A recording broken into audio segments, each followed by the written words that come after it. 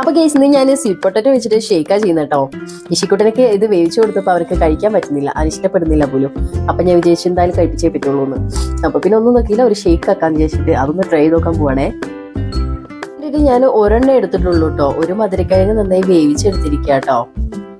ഒരു മധുരക്കിഴങ്ങിലേക്ക് ആവശ്യമുള്ള കുറച്ച് അണ്ടിപ്പരിപ്പ് കൂടി ഇട്ട് കൊടുക്കാം കേട്ടോ.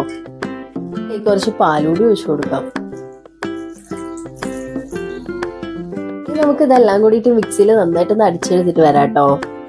ഷേക്ക് കൂടെ റെഡി ആയിട്ടുണ്ട് കേട്ടോ. പിന്നെ ഞാൻ പറയാൻ മറന്നു, ഇതിനകത്ത് കുറച്ച് മധുരം കുറവുണ്ടായിരുന്നേ. അപ്പൊ ഞാൻ കുറച്ച് ഈന്തപ്പഴം ആട്ടോ ഇട്ടുണ്ടായത്. ഈന്തപ്പഴം മധുരത്തിനും നല്ലതാണ്, പിന്നെ പോരാത്തതിന് ഹെൽത്തി ആണല്ലോ. മക്കൾക്ക് കൊടുക്കാൻ വളരെ നല്ലൊരു ഡ്രിങ്ക് തന്നെയാണ് കേട്ടോ.